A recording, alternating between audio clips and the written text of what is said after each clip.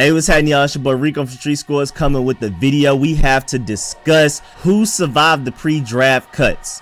I'm going to analyze who made it and why. We got to talk about certain positions and specific players. Now, of course, everybody knows that Thaddeus Moss didn't make it for odd reasons because it wasn't even like it was a waiver wire injury or anything. So it sounds like he's healthy. They just cut him because they don't want him. I don't know if his work ethic, if they feel like he's not good enough, if he's not a good enough blocker or route runner, things like that. I don't know. It's weird. So he's over there with the Bengals now with his old buddy Joe Burrow. So if anybody can get greatness out of Thaddeus Moss, it's Joe Burrow. Their chemistry is unmatched, so that's very interesting to keep track of. And he's Randy Moss's son, so even after we cut him, we knew he was going to get another opportunity. I'm just glad that we brought him in. I wanted us to draft him late in the draft. We didn't, but we ended up bringing him in as an undrafted free agent. I was really excited about it, and at least they took a nice look at him. Can't be mad that he's cut. I'm glad they at least gave him the opportunity because I was one of those guys screaming for us to try to take him, and we did, just didn't work out. And then Caleb Brantley's another one where he just got released. Apparently he's back healthy, but he just got cut just because they just feel like, I don't know if it's work ethic or not trying hard enough, not giving it his all. I'm not exactly sure, but he's very talented. So it's weird to see him also get cut. But what we're here for is who made the cuts. And I'm ready to analyze everything. Let's get it.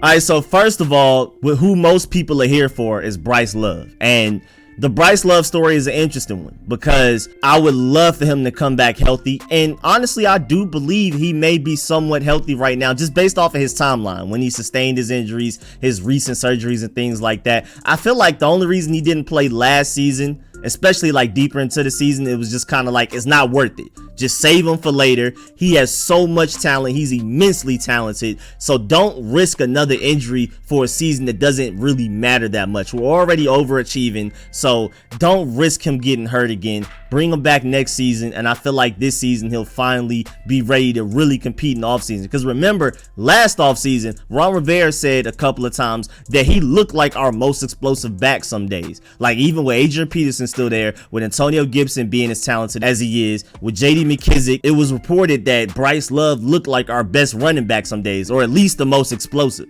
So I'm very excited about his potential. Remember, at Stanford, Bryce Love was better than Stanford Christian McCaffrey. Now, granted, Christian McCaffrey got drafted and he ended up being even better than he was at Stanford for the Panthers, being really versatile, being one of the best running backs in the NFL. So we didn't exactly project him to have that type of rise, but who's to say Bryce Love couldn't do the same? Again, at Stanford, Bryce Love was better than Christian McCaffrey. I mean, over 2,000 yards in a season? Like, come on now. We just got to make sure he comes back healthy. That's all it is. If he comes back healthy, we're ready to go, and we can have arguably the best running back group in the NFL. Because Antonio Gibson and JD McKissick right now are one of the best 1-2 punches in the NFL. You add Bryce Love, who again was better than Christian McCaffrey at Stanford. If that can translate to the NFL level, if he can have even just somewhat of a similar rise that Christian McCaffrey had going from college to the NFL, we have arguably the best running back group in the NFL. And I'm really excited about it. And the fact that he survived cuts lets us know that they're pretty confident in his ability to get back healthy and to contribute, especially during the offseason at the very least. Now,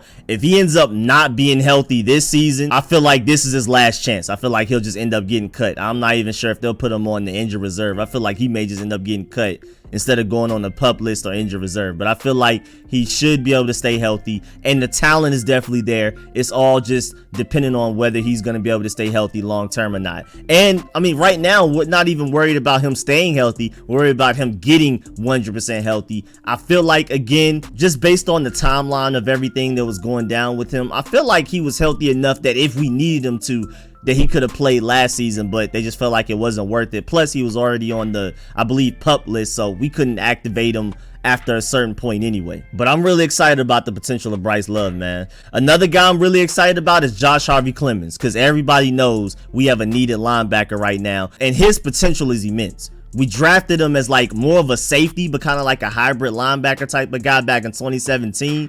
And when we drafted him, he was by far our best coverage linebacker. And even since then, when he's been healthy and even going into this next season, if you're considering him a linebacker, he's easily the best coverage linebacker we have. His problem was being able to stay healthy enough and bulk up to be able to be an every down type of linebacker instead of just a guy we only brought in on 3rd and longs and things like that. But we drafted him at 212. He is now 245. He bulked up right before the 2019 season to 245. Basically like, hey man, if you need me to play Mike, if you need me to play outside linebacker, I am now built to do that. But he got hurt and we never got to see him throughout the whole 2019 season. Then he came back healthy 2020, but he opted out. I believe he has asthma or something like that. And he felt like he was at high risk with the whole COVID-19 thing going on. So he opted out. So now we have great coverage safety linebacker hybrid that used to be 212, nice 245, didn't lose much of his coverage ability, but gained a lot of strength and durability with his size. So I'm excited about his potential at the linebacker position. Very excited. Definitely a name I want to keep track of. Granted, we have to see if he has the mental side, the IQ, the instincts, the awareness, the ability to be proactive instead of reactive. Those are all things he's gonna have to make sure he develops. He's gonna have to have that to be able to contribute as an every down linebacker, but his potential is immense. I mean, ideally, if he ends up being as great as I hope he can be, him and Cole Holcomb are our 2 best linebackers. Khaleke Hudson is 3rd if he ends up being as great as I believe he can be. And then John Bostic is a nice depth piece, but John Bostic starting is a little ugly for me. And speaking of Khaleke Hudson, he also made the cut. And I love his potential. I mean, first of all, just as a linebacker, he showed a little something towards the end of the season in limited snaps. But I mean, just as a special teams contributor, and I'm not even talking about punt coverage or kickoff coverage. I'm talking about field goals. He just had a knack in college for blocking field goals, and that is a deadly secret weapon to have. That just sounds like something out of a movie or something like Bill Belichick would just randomly have up his sleeve for no reason. If that can translate from the college level to the NFL level, he can literally be the reason we win some games. Like, he could be that clutch guy to come in and block a kick. Again, like some movie type of stuff. So I love his potential. Right now, he's our 3rd best linebacker. Cole Holcomb, number 1. Right now, technically John Bostic until Josh Harvey Clemons can show what he can do, and Khaleke Hudson. Honestly though, I mean, potential wise, Khaleke Hudson and Josh Harvey Clemons all have potential to be really good linebackers, easily better than John Bostic. But right now we know what we have in John Bostic, which is something I don't like a lot, but at least it's something compared to Khaleke Hudson and Josh Harvey Clemons. We still need to address linebacker in the draft, especially if we don't trade up. Linebacker needs to be our 1st round pick or 2nd round at the latest. But I do love the potential of Josh Harvey Clemons and Khaleke Hudson, especially Josh Harvey Clemons, because we still haven't exactly seen what he could do since he just gained 30-something pounds. You know what type of work ethic you have to have, what type of commitment you have to be naturally 212 and to randomly just be 245 because your team asked you to within one off season too, man. If he can stay healthy, I really feel like he's going to be a big secret weapon that a lot of people forgot about on this team. And he could emerge as one of the better players on this team and to complete this defense. Again, remember, with Cole Holcomb and John Bostic is our primary starting linebackers because we ran nickel more than anything else. So even though we did have Kevin Pierre-Lewis, generally we only had 2 linebackers out there. Most of the time it was Cole Holcomb and John Bostic. We still had the number 3 overall defense, number 2 passing defense. And we can get greatness out of Josh Harvey Clemons or Khaleke Hudson, or if we draft somebody high in the draft, this defense is only going to become more dominant. Moving on, I have a pair of wide receivers I want to talk about. Antonio Gandy Golden and Isaiah Wright. It's a fight for this receiving group now, man, with Terry McLaurin and Curtis Samuel as the obvious 1 and 2. Obviously, Adam Humphries, if he's healthy, he's the number 3. Go ahead and write that one down in permanent marker. He's our starting slot if he's healthy, but the big if on healthy. And then you have so many other, Antonio Gandy Golden, Isaiah Wright. I love Kelvin Harmon's potential. Cam Sims showed a little something last year, so I understand why a lot of people are excited about him. Then you also have Steven Sims. Then you also have a potential drafted wide receiver. I mean, that's 9 guys. If you're just talking about us drafting 1 receiver, if we just bring in 1 after the draft, whether it be through the draft or undrafted free agent, that's 9 receivers we're talking about. So Antonio Gandy Golden and Isaiah Wright are definitely on the outside looking in, but they made the first cut now. They made the first cut, pre-draft cut. So they're going to be involved during the offseason with OTAs, training camp, preseason, and things like that. But they're definitely on the outside looking in, and they're going to have to go out there and ball this offseason if they want to make the 53-man roster or even just the practice squad. I mean, it's a fight right now to make this team. Again, I'm expecting us to draft at least one guy, maybe even two, and bring in a couple as an undrafted free agent. So this is going to be a very crowded receiver room. And Antonio Gandy Golden and Isaiah Wright are going to have to ball out to make this team. And to go on a slight tangent, I just like the fact that Scott Turner took the time in one of these games, the game that Antonio Gandy looked like he was showing a little something. We were giving him manufactured touches. I mean, we even threw a screen to him. He's not even the fastest guy out there, but Scott Turner wanted to give him a screen so that he can start to gain his confidence, gain a little chemistry, get into somewhat of a rhythm so we can see what he can do. And I feel like last year overall was that. I was telling y'all all off season, for some reason, some people didn't believe me, that last season was going to be a big experiment, not just on player level but coaching level. Like Scott Turner was just trying plays, trying random schemes and formations, just trying stuff to see what works and what doesn't work, so that when we go into this season, the 2021 season, we have a better idea of what we can and can't do, what we do well, what we don't do well. Same thing with Jack Darrell with certain formations and certain personnel groupings. And Antonio Gandy Golden was a great example of that, because the one game that we premiered him, we were just forcing him touches. Again, he's not even really that fast, but we threw him a screen. You could tell Scott Turner was just like, let's throw him out there and see what he can do. And we did that with a lot of guys. I mean, a lot of people were angry that we released Adrian Peterson and kept Antonio Gibson and things like that. But Antonio Gibson needed Adrian Peterson out of the way to become as good as he became last season. And I was telling people that when we released Adrian Peterson, a lot of people didn't believe me. Now look at Antonio Gibson. We were just experimenting top to bottom with the roster and the coaching staff, man. Nobody expected Wes Schweitzer to be that good. Nobody expected Cornelius Lucas to be as good as he was. And Jerron Christian wasn't as horrible as I thought he would be. He was actually pretty straight, but I'm glad Cornelius Lucas came in after Jerron Christian injury and ended up being better than Jerron Christian. Ronald Darby, we revived his career. Logan Thomas, that was an experiment. He looked iffy in the beginning, to say the least, and then he ended up showing that he was a true tight end one by the end of the season. He's a converted quarterback, of course. JD McKissick ended up being better than a lot of us thought he would be. I mean, last season was literally just a big experiment, and I was warning y'all all off season that that's what it would be. I was trying to tell y'all. A lot of people didn't want to believe me. But now look, Wes Schweitzer, Logan Thomas, Cornelius Lucas, JD McKissick, and even Ronald Darby, who because of us got good money from the Broncos, ended up being all better than what we expected.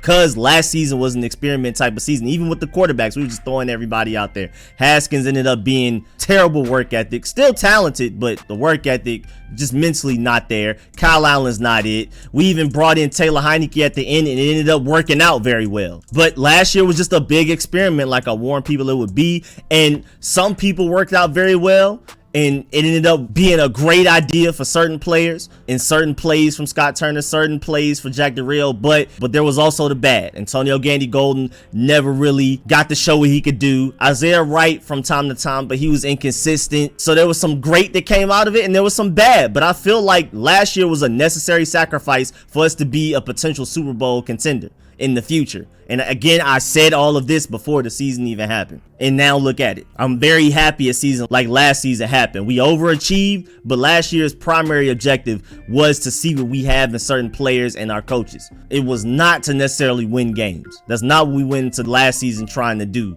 As the primary objective, of course you want to win games, but the primary objective was to see what we had in guys. There was a lot of good, but there was also some bad, like Antonio Gandy Golden, who he got hurt. My boy Sadiq Charles got hurt. We'll see this coming off season the potential they have, but who knows with those guys. And also on the other side of the bad is Marcus Baugh, tight end Marcus Baugh, because right now the tight end position is probably our thinnest position on the entire team, easily, definitely the thinnest. Logan Thomas is a really good tight end one, but we don't have anybody after that. Right now Marcus Baugh is technically tight end two, with Jeremy Sprinkle going to the Cowboys, and I can't wait for Chase Young and Montez Sweat to just toss him around and make him look bad out there. I'm sorry. You go to the Cowboys, we got to make you pay for it. And then you have Tamarick Hemingway, who We sent Marcus Baugh to the practice squad to elevate Turmeric Hemingway, but he ended up not looking that good anyway, so then we ended up bringing Marcus Baugh back. But, I mean, Marcus Baugh is not who we want as tight end 2 on this team, which he is currently right now. He played 8 games for us last season. He played 54 snaps on offense over the first 4 weeks of the regular season, and then only played 15 snaps over the final 4 weeks, with him being on the practice squad in the middle. So this is not somebody that we're like, yes, we have Marcus Baugh as our second best tight end. And even worse, compared to other NFL teams, Scott Turner wants to run a 2 tight end offense. He wants to run 2 tight end sets. Ideally, in his dream offense, he has 2 tight ends out there at the same time. So we need tight end more than most NFL teams, and right now we only have 1. So we need to definitely address tight end in this draft. And it's pretty struggle because unlike free safety, where there's Trey Boston and Malik Hooker, who we can bring in after the draft if we don't address free safety well enough, and linebacker, if we don't address it well enough, we still have guys with potential like Khaleke, Hudson, and Josh Harvey Clemons. And also with free agency, you still have Quan Alexander out there. There were talks that we may trade for CJ Mosley, who we were very interested in before he signed with the Jets. Like, there's options for free safety and linebacker. When in doubt, there's when in doubt options. But tight end is either draft or we're just going to be struggling unless Marcus Baugh somehow emerges, unless Turmeric Hemingway ends up being way better than what we've seen at all, which is basically almost not much. We're in trouble for tight end. Period. And again, Scott Turner wants to run 2 tight end sets, so we not only need 1 good tight end, we need 2. And then after that, we need depth. And right now, we don't even have a top 2. Right now, our top 2 are Logan Thomas and Marcus Baugh. And it's crazy because Marcus Baugh, from reports from training camp, looked pretty good, but when we threw him out there on Sundays, he wasn't looking too good. And again, he ended up on the practice squad. Now, granted, I feel like that was also, like I spoke about, the result of us experimenting. We wanted to bring out Turmeric Hemingway and let him play on Sundays and get meaningful snaps to see what he can really do besides just him practicing, and it didn't work out, so we brought Marcus Baugh back. But that just lets you know that Marcus Baugh isn't really good, because we just let Jeremy Sprinkle walk, and we chose to put Marcus Baugh in the practice squad and keep Jeremy Sprinkle in the active roster when we brought up Turmeric Hemingway, rather than put Jeremy Sprinkle on the practice squad and leave Marcus Baugh on the active roster after we elevated Turmeric Hemingway to be the tight end 3. So I mean, this tight end position right now is really ugly. Linebacker and tight end and free safety are easily our biggest needs. Y'all already know I'm team trade up for quarterback, but that's future quarterback. As of 2021, right now, our biggest needs are linebacker, free safety, and tight end. And I know, again, Logan Thomas is a really good tight end 1, but in Scott Turner's ideal offense, you have 2 tight ends starting. So we have a big need at tight end 2, more than other NFL teams, because usually they only run 1 tight end. So tight end 2 is more of depth. For our team, tight end 2 is starting, essentially. So, I mean, Marcus Baugh made the cut, and they're going to see if they can get something out of him, but we need to address tight end. I'm a Tommy Tremble guy, big time. I would love Tommy Tremble. I feel like he can be the same thing like George Kittle or Travis Kelce were. George Kittle was drafted in the 5th round, even as talented as he was, and he showed flashes of it at Iowa, but sadly he had CJ Beathard as his quarterback. I feel like Tommy Tremble was in a very similar situation with Ian Book at Notre Dame, and just for some reason he wasn't used much. Iowa didn't use George Kittle much, but when he did, he flashed. Same thing with Tommy Tremble. Wasn't used much, but when he did, he flashed. And I feel like he could be another George Kittle clone, but he may only make it to the 3rd round, whereas George Kittle made it all the way to the 5th, but we'll see. And then very lastly, we're going to talk about Troy Apke. And that rhyme, you know what I'm saying? I do my thing from time to time. It was by accident though, but Troy Apke made the team. Just going to leave this short. I feel like he's mostly just here for special teams. He's great in special teams coverage, but I mean, we gave him plenty of chances last year. That's another guy with the experiment in there with the good, like I listed off, but there was also the bad. And Troy Apke was one of the bad, where we were just experimenting and just throwing guys out there, giving them meaningful snaps. We gave him plenty of games. I feel like he should have been benched way sooner than when he ended up getting benched. So they gave Troy Apke ample of snaps and games to show what he could do, and he just never got it down. All of the athleticism, not enough of the mental. IQ, awareness, processing, you know, it's just not there. He's a great special teams guy, and I feel like we're keeping him on the roster. He made the pre-draft cuts so that he could come into training camp and off-season workouts to contribute and to be like another camp body, but I just don't see him really having an honest chance of making the 53-man roster for anything other than special teams. And I like Jeremy Reeves. I like his potential, and I'm hoping he ends up being good, but I'm not going to depend on it. DeShazer Everett is a solid depth piece, but I don't like DeShazer Everett starting because he's not a rangy, athletic center fielder type of free safety at all, but he's straight. And then he's not a great strong safety. Cameron Curl and Landon Collins are both better than him. And even though he does big hits, he's still not one of those bigger guys. You know what I'm saying? And that's why he's been getting hurt the way he has throughout his career. He's just not built to be a real, true in-the-box strong safety. I like him as a depth piece because he can double as both. He can be a free safety and strong safety. He's just not great at either. It's kind of like a jack of all trades type of guy. So I definitely feel like we need to address free safety in the draft, and at the very least, free agency, bring in Malik Hooker and or Trey Boston. They're both very cheap, so I don't see why not. We get us a rangy center fielder free safety. I feel like that's the missing piece to our defense being literally the best in the NFL. That's what we're mainly missing. Again, like I explained with linebacker, I feel like it's a big need, but you can see when in doubt on the roster, like, hey, if Josh Harvey Clemons ends up being that great, not depending on it, hoping for it, not depending on it. If Khaleke Hudson ends up being this good, you know what I'm saying? And when in doubt, like last year, we can run the nickel 60% of the time or more to where we only need to throw 2 linebackers out there anyway. So like linebacker, there's ways to work around it. Free safety, I don't feel like there's really any way to work around it. There's really not much. Like, we just need to get better talent in, period. Just like tight end, there's really no way to work around it. We just need to get better talent in here, period, for that position as well. But yeah, man, this video ended up going a little bit longer than I expected. I ended up diving deeper than I thought I would. But hey, man, I had fun talking about it. If you like this video, if you learned anything, please leave a like. Please subscribe if you haven't. Hit the bell next to the subscription button so you get a notification every time I release an informative and opinionated video like this one. Every time I release one of my mini live streams, I'm gonna keep hitting y'all with throughout this off season and throughout the regular season. I have 2 more mock drafts to go. Stay tuned for that. And of course, y'all already know I live stream every Friday 8 to 10 p.m. and every Sunday somewhere in the afternoon for a couple of hours. So stay tuned for all of that. And as always, man, I really appreciate all of the support. Please get in the comment section and let me know how you feel about everybody I discussed in this video. Is there anybody I left off that I should have talked about? Was there anybody I talked about that you feel like should have been cut? You know what I'm saying? And like I said, I appreciate all my supporters, man. Everybody that leaves a like on every video, every live stream, and shares it out to people to add more family members to the Street Scores family. And big shouts out to everybody that donates. Really appreciate y'all, for real, for real. Big shouts out to all my sponsors. Of course, all of my big sponsors, my Pro Bowl sponsors, whose names she's scrolling on the screen right now, man. I really appreciate y'all. Catch y'all later, man. I'm out.